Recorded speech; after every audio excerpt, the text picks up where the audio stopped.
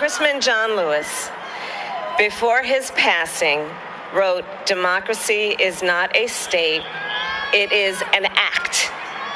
And what he meant was that America's democracy is not guaranteed. It is only as strong as our willingness to fight for it,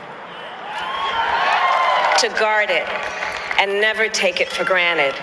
And protecting our democracy takes struggle, it takes sacrifice, but there is joy in it, and there is progress, because we, the people, have the power to build a better future.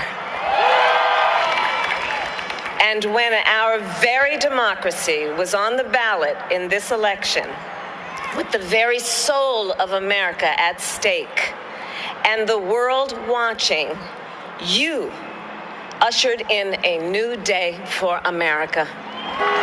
To our campaign staff and volunteers, this extraordinary team, thank you for bringing more people than ever before into the democratic process, and for making this victory possible.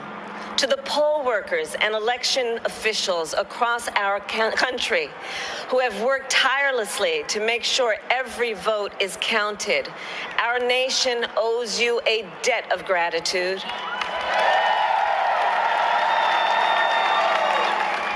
You have protected the integrity of our democracy.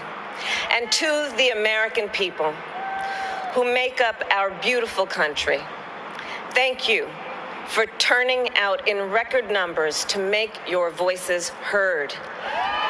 And I know times have been challenging, especially the last several months. The grief, sorrow, and pain, the worries and the struggles. But we have also witnessed your courage, your resilience, and the generosity of your spirit. For 4 years, you marched and organized for equality and justice, for our lives and for our planet. And then you voted. You delivered a clear message. You chose hope and unity, decency, science, and yes, truth. You chose Joe Biden as the next president of the United States of America. And Joe is a healer, a uniter, a tested and steady hand, a person whose own experience of loss gives him a sense of purpose that will help us as a nation reclaim our own sense of purpose. And a man with a big heart who loves with abandon. It's his love for Jill, who will be an incredible First Lady, for Hunter and Ashley and his grandchildren and the entire Biden family. And while I first knew Joe as Vice President, I really got to know him as the father who loved Bo, my dear friend who we remember here today. And to my husband, Doug, and our children, Cole and Ella, and my sister, Maya, and our whole family, I love you all more than I can ever express. We are so grateful to Joe and Jill for welcoming our family into theirs. My presence here today, my mother, who is always in our hearts, including the Black women who are too often overlooked, but so often prove they are the backbone of our democracy. All the women who have worked to secure and protect the right to vote for over a century. 100 years ago with the 19th Amendment, 55 years ago with the Voting Rights Act, and now in 2020 with a new generation of women in our country who cast their ballots and continued the fight for their fundamental right to vote and be heard. Tonight I reflect on their struggle, their determination, and the strength of their vision to see what can be unburdened by what has been. And I stand on their shoulders. And what a testament it is to Joe's character, that he had the audacity to break one of the most substantial barriers that exists in our country and select a woman as his vice president. But while I may be the first woman in this office, I will not be the last.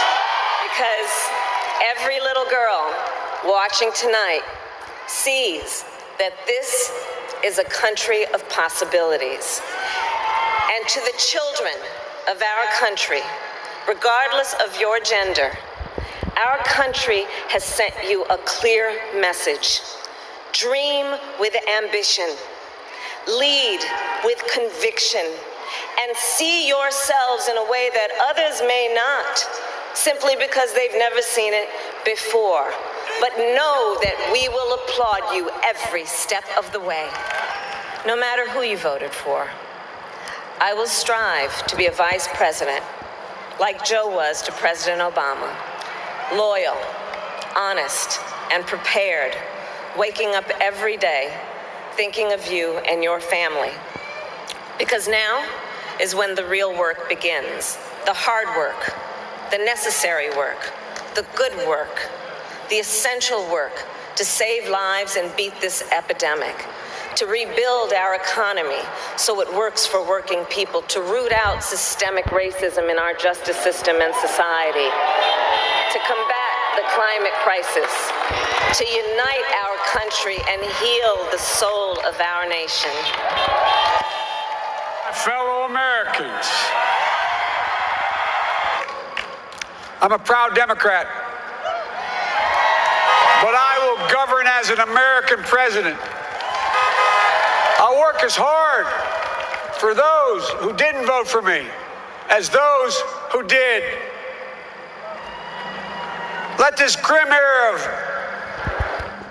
demonization in America begin to end here and now.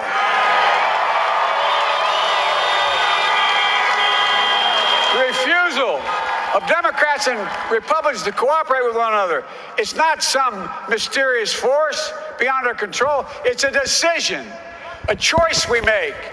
And if we can decide not to cooperate, then we can decide to cooperate. And I believe that this is part of the mandate given to us from the American people. They want us to cooperate in their interest. And that's the choice I'll make. And I'll call on Congress, Democrats and Republicans alike, to make that choice with me. The American story is about slow yet steadily widening the opportunities in America. And make no mistake, too many dreams have been deferred for too long. We must make the promises of the country real for everybody, no matter their race, their ethnicity, their faith, their identity, or their disability. Folks, America has always been shaped by inflection points, by moments in time where we've made hard decisions about who we are and what we want to be. Lincoln in 1860, coming to save the Union. FDR in 1932, promising a beleaguered country a new deal. JFK in 1960, pledging a new frontier. And 12 years ago, when Barack Obama made history, he told us, yes, we can.